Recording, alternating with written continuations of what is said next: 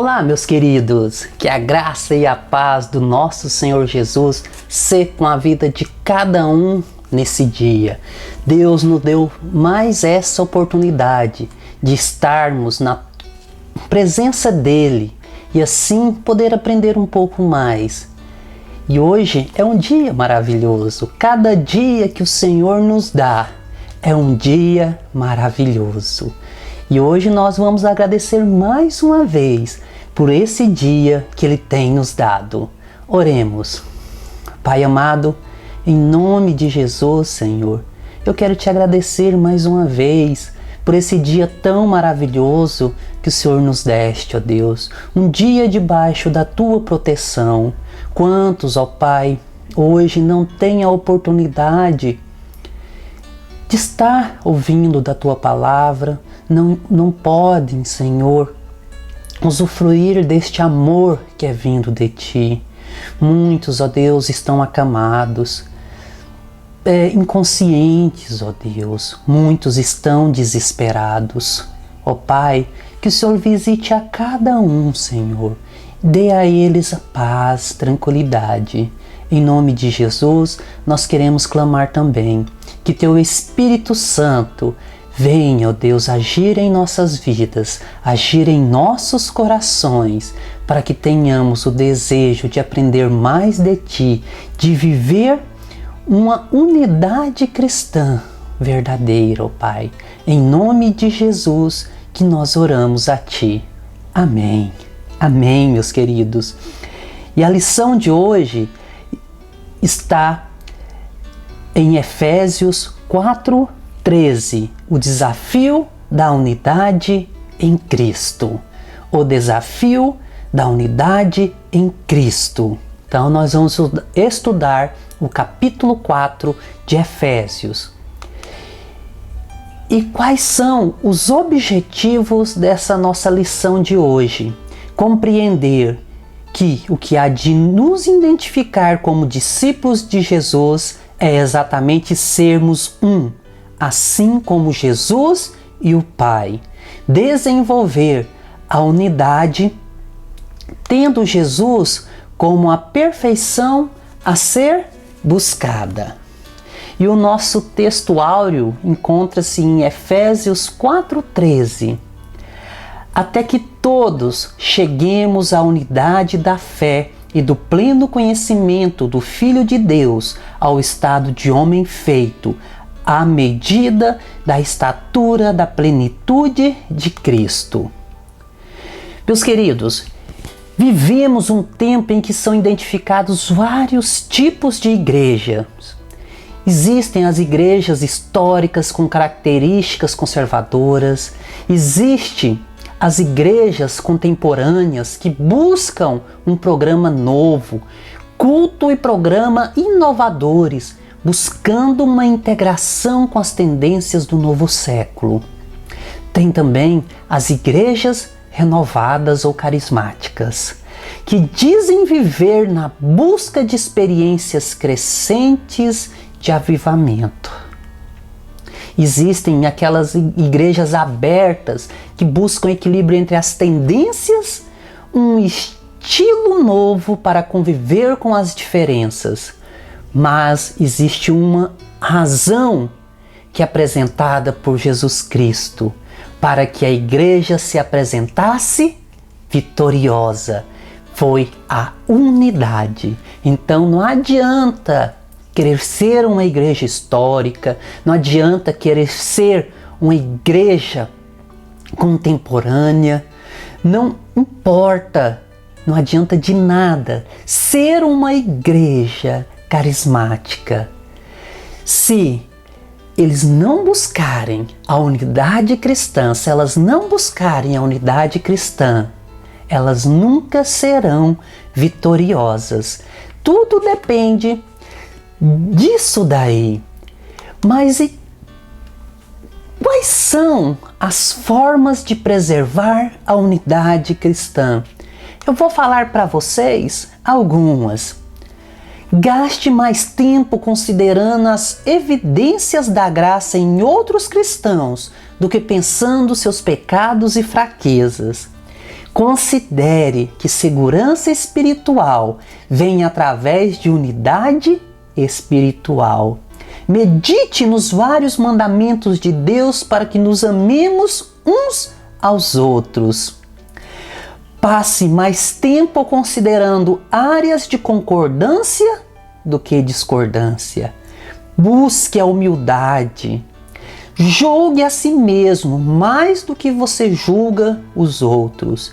Caminhe e trabalhe junto de outros cristãos o máximo possível, fazendo da palavra o único juiz de suas ações. Isso aí foram apenas algumas formas de manter a unidade cristã.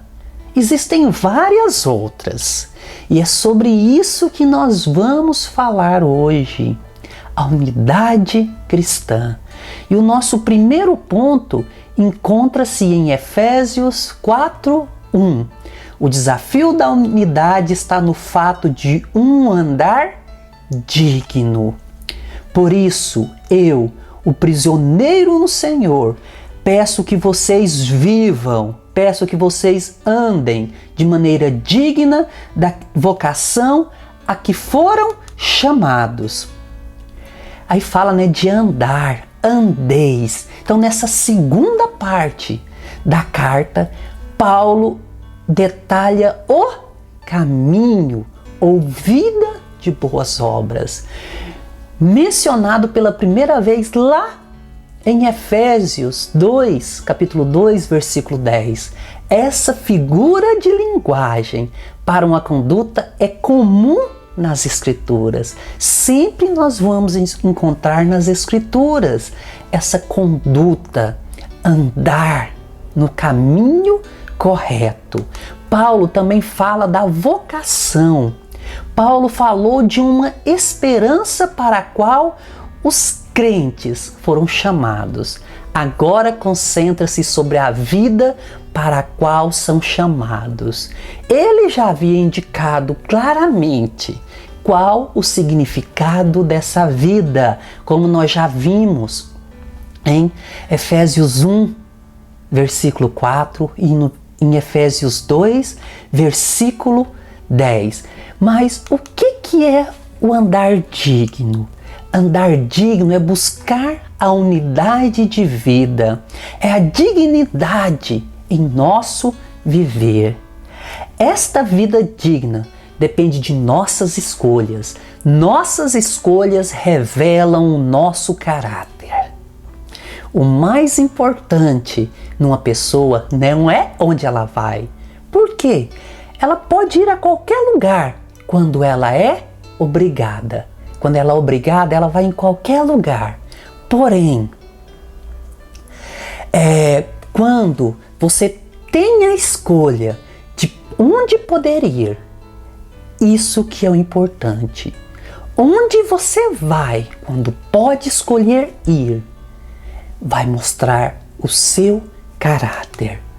Então, meus queridos, o desafio da unidade está no fato de um andar digno, e Paulo faz uma exortação, uma vida de responsabilidade diante de Cristo. O andar está expresso em toda nossa atividade.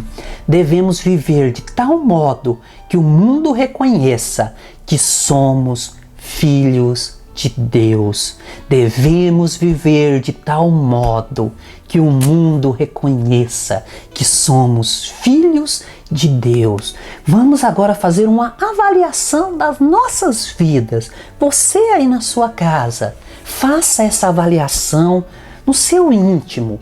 Se caso você quiser anotar, anote. Mas numa escala de 1 a 10, de 1, preciso melhorar muito, não, e 10, eu já sou perfeito. Que nota você daria? A minha vida condiz com o meu chamado? Então, na sua área pessoal, a sua vida condiz com o seu chamado? Dê uma nota de 1 a 10. Quanto à igreja, quanto à família, quanto à sociedade. Para cada cada um deles. Qual a nota que você dá por você, para você?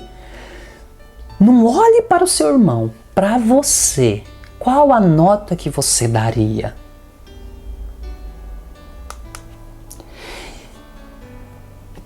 E agora vamos para o nosso segundo ponto. O desafio da unidade está na compreensão de que ela pode ser vivida em meio à diversidade.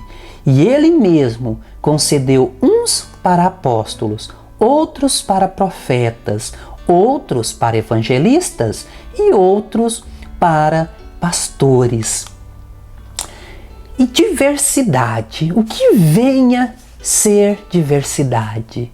Diversidade não é para se espantar, é para unir. Ser diferente é belo e atrativo. Ser igual e fazer tudo igualmente perde um pouco a graça de se fazer. O Senhor distribui dons. Cada um tem o seu dom. Cada um tem a sua habilidade. Tem interesses diferentes. Então, conforme Ele quer. Então, Deus dá a cada um conforme Ele quer.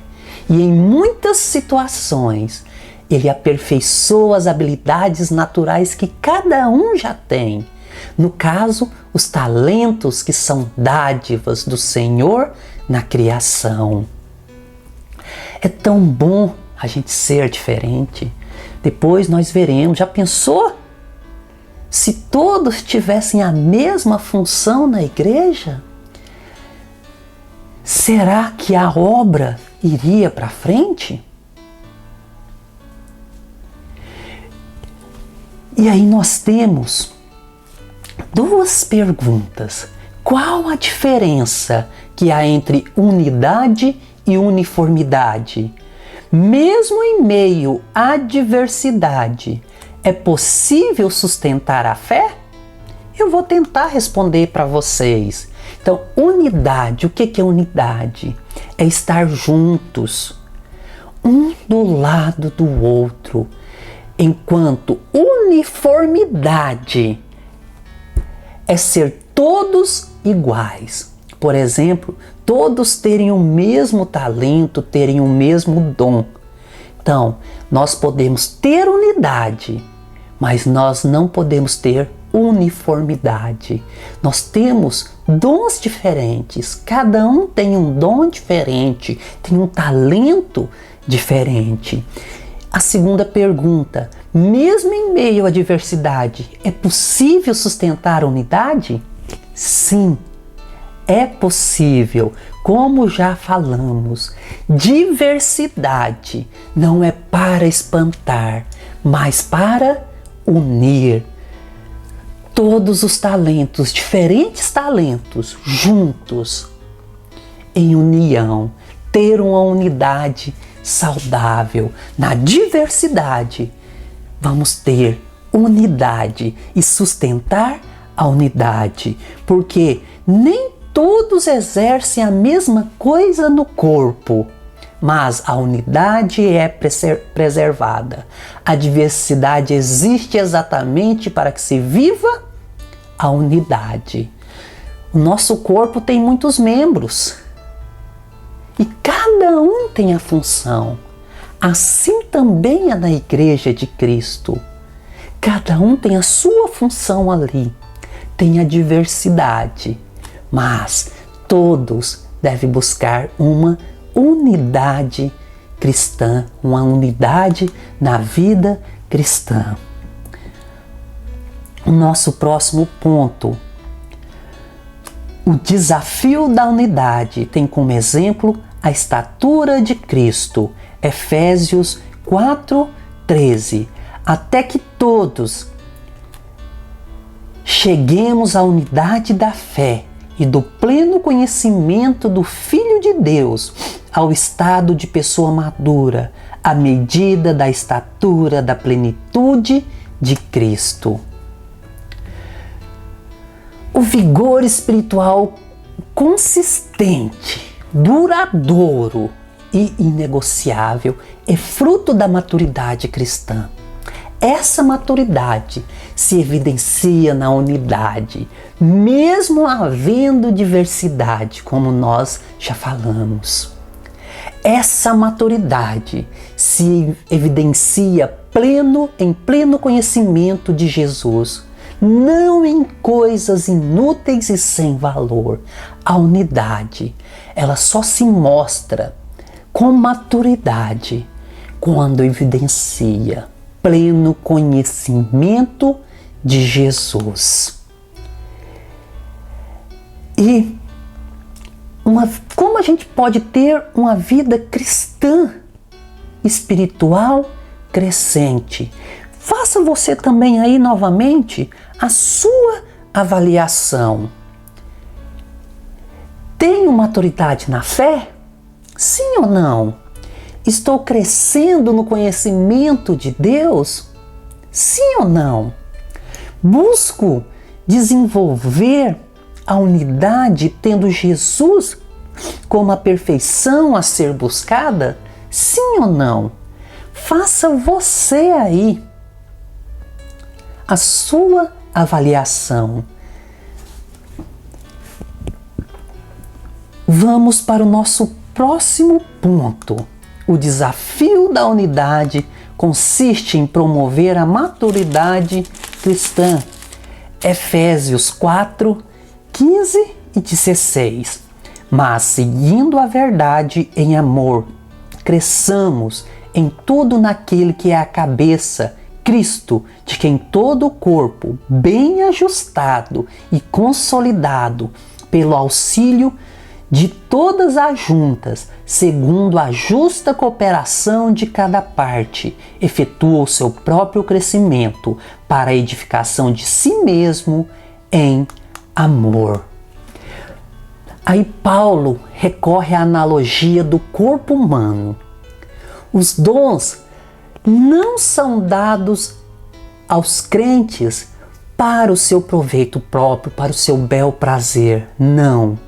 Nem assim, um prazer, né, coisas particulares. E ninguém consegue crescer e chegar à maturidade isoladamente. Não adianta falar, não, eu sou crente, e viver isolado, viver no seu mundinho. O próprio Paulo ali, com todo o seu conhecimento, com toda a sua sabedoria, cada dia mais ele buscava um conhecimento do Filho de Deus, e que somente atinge a maturidade quando todos os crentes também o alcançam. Nós também só seremos plenamente maduros quando todos os crentes ali que estão à nossa volta também alcançarem essa maturidade. Porque cristãos maduros desenvolvem o potencial da fé, mas nós temos um alerta, alguns alertas aí. Precisamos assumir um compromisso sério com as nossas doutrinas que representam os ensinos do Senhor. Precisamos estar advertidos contra os que ensinam doutrinas que não se fundamentam na fé. E olha só que interessante. Basta alguém afirmar que crê em Cristo para logo nos irmanarmos com Ele? Não nos preocupamos em saber qual é a sua doutrina? Cuidado! Se alguém simplesmente falar que crê em Cristo e você já começar a irmanar com Ele, cuidado! Se nós não nos preocuparmos em saber qual é essa doutrina que Ele fala que segue a Cristo, cuidado! Ele pode estar te levando para o caminho da perdição. E para refletirmos, há algo que está prejudicando o seu crescimento rumo à maturidade cristã? O que você pode, o que eu posso fazer para solucionar esse problema? O que você pode fazer para promover a maturidade cristã em sua igreja? Ainda mais nesse período que estamos em isolamento social? Como nós podemos promover, o que podemos fazer para promover a maturidade cristã em nossa igreja? Como nós podemos fazer isso? E já vamos para o nosso próximo ponto. O desafio da unidade promove ética de vida relacional com Deus e com os homens. Efésios 4:17. Isso, portanto, digo e no Senhor testifico, não vivam mais como os gentios, que vivem na vaidade dos seus próprios pensamentos. O conteúdo dessa página corresponde em muito à crítica da cultura gentílica feita lá em Romanos 1. Enquanto a carta aos Romanos apresenta Deus como aquele que entrega os gentios a uma vida temerária e devassa. Romanos 1, 24 a 31. Nós não vamos ler, mas fala de toda a vida que as pessoas estavam vivendo ali, devassa, uma vida devassa.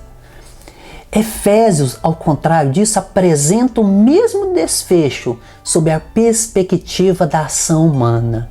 Os que se desviaram é que se entregaram àquela vida devassa. O desafio da unidade promove ética de vida relacional com Deus e com os homens. Não andeis mais. Aí nós temos um imperativo. Não há meio termo. É sim, sim. Não, não. Não é um meio termo. Talvez eu não ande. Não. Aí diz, não andeis mais. Onde? Na vaidade da sua mente. Ou seja, não vá com seus próprios pensamentos ali. Esses pensamentos que muitas vezes ficam falando aí na sua cabeça, falando coisas ruins. Mas busque viver de acordo com os pensamentos de Deus, os pensamentos vindo de Deus. E nós devemos romper com o passado. Não somos mais como aqueles que nos cercam.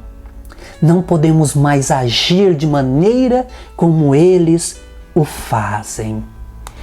Mas como viver uma unidade? Como viver essa unidade cristã? Preservando e enfatizando na vida os valores do reino de Cristo. Tendo entendimento de que ser diferente não pode impedir de viver a unidade. Desenvolver a unidade, tendo Jesus uma perfeição a ser buscada dia após dia. Meus queridos, que possamos viver uma unidade cristã verdadeira, mesmo tendo a diversidade, possamos viver unidos, como um só corpo, membros com dons e talentos diferentes, mas todos vivendo uma unidade cristã verdadeira. Oremos. Ó Pai, em nome de Jesus, Senhor, eu quero te agradecer, ó Deus, por esse estudo que nós tivemos aqui. Senhor, que realmente possamos aprender com o diferente, aprender que existe a diversidade de dons, diversidade de talentos, mas tudo deve contribuir para uma unidade cristã verdadeira. Em nome de Jesus, Senhor, que o Senhor fique com cada um dos teus servos, ó Deus, guardando e protegendo. Senhor, fique, ó Deus, com aquelas pessoas que estão sofrendo, ó Pai. Esteja lhe dando consolo a cada um. Pessoas que estão tendo problemas com casamento, Senhor, na sua vida familiar, problemas de saúde. Senhor, venha Cura, Senhor, essas pessoas, em nome de Jesus, ó Deus, que cada um possa ter coração e a vida alegres na Tua presença, ó Pai. Em nome de Jesus eu te peço, fica, Senhor, conosco, nos ajuda a cada instante, ó Deus. Aumenta a nossa fé em Ti, aumenta o desejo, ó Pai, de estarmos na Tua presença. Em nome de Jesus que nós oramos a Ti. Amém. Meus queridos, que o Senhor dê a cada um dia na presença dEle, um dia debaixo da proteção, que tenhamos uma semana abençoada por Deus, que cada um possa conquistar os sonhos, mas não se esqueça, vamos sonhar os sonhos de Deus, vamos realizar esse sonho. E eu me despeço de cada um de vocês com a oração, com a bênção que o Senhor deu a Arão. E se for da vontade do Senhor, a semana que vem estaremos aqui mais uma vez para aprendermos um pouco mais dele, da sua palavra. O Senhor te abençoe e te guarde. O Senhor faça resplandecer o seu rosto sobre ti e tenha misericórdia de ti. O Senhor sobre ti levante o seu rosto e te dê paz. Amém.